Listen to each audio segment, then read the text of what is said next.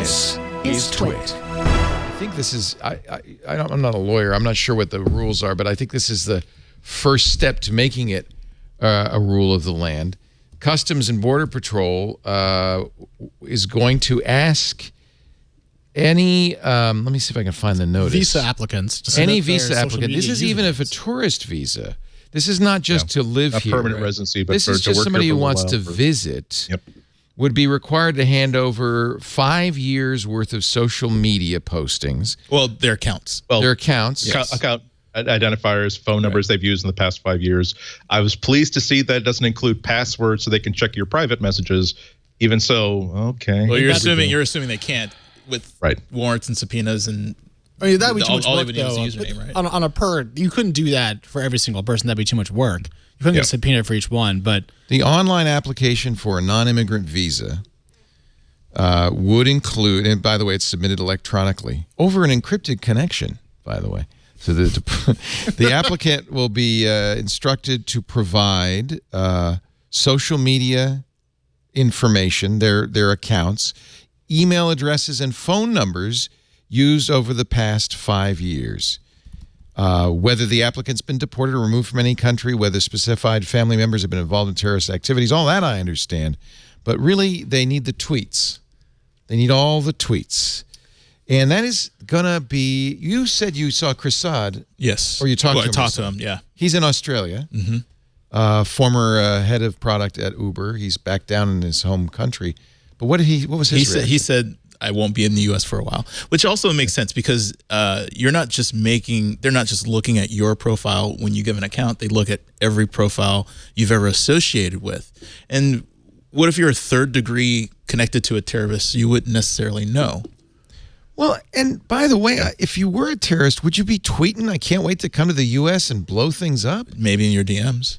DMs. Now, they don't get access to those. No.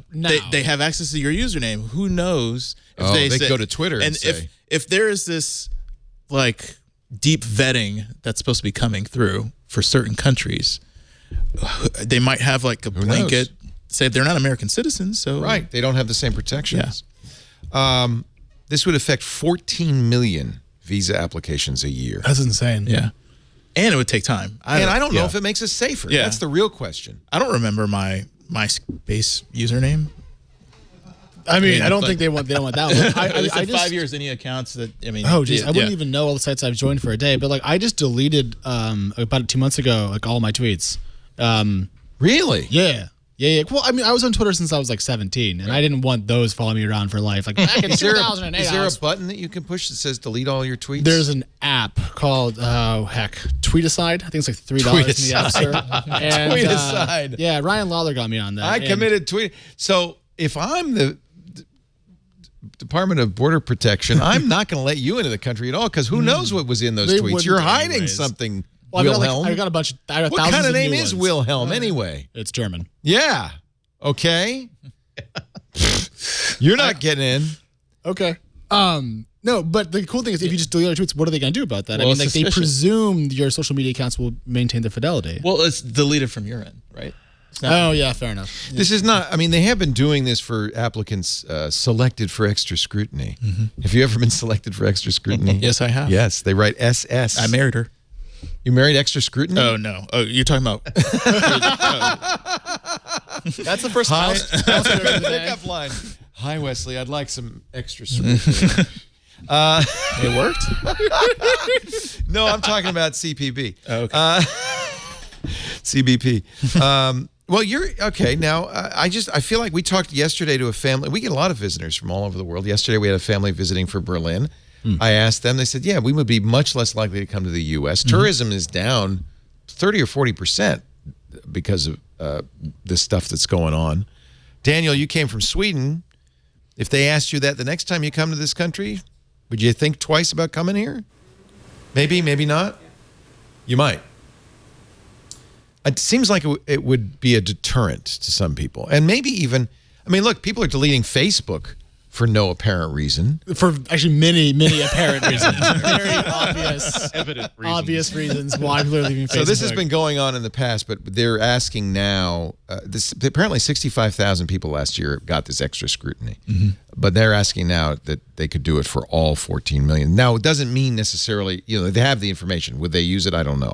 Obviously they can't. You're right. No, but Wesley's absolutely right. It's not about hey, look, this person is a member of a Twitter group or a Facebook group that is known to be sending terrorists abroad. It really is about these enforcement agencies. They're trying to convince themselves that they can predict invisible future terrorists based on who they've been colluding with and where they've been traveling in the past. And so it really does, even though person X traveling through the country is absolutely no threat whatsoever, that could be the reason why 5 years later on, another innocent person Y gets detained and gets special searching. And now they don't know why they're in this database that causes them to never be able to get back into the country again, or to be held for 3 hours at a checkpoint because some algorithm has said that you are in some sort of Venn diagram of people that has had enough incidental contact without even their knowledge with people that we think are terrorists, that we can't trust these people. They'll never find out about it. They'll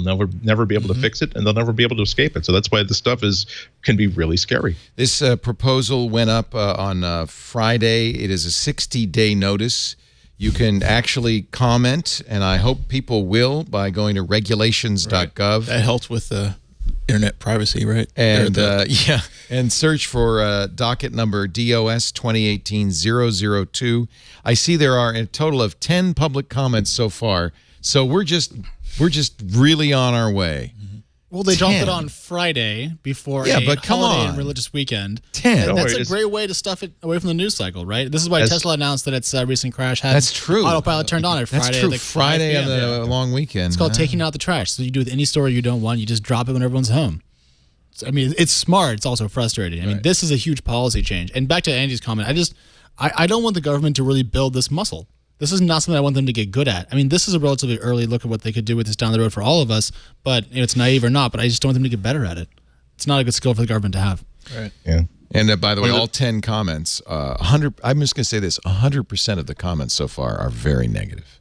Wow. 100%. Well, wait until the Russian bots find it. We'll get more oh, crap. feedback.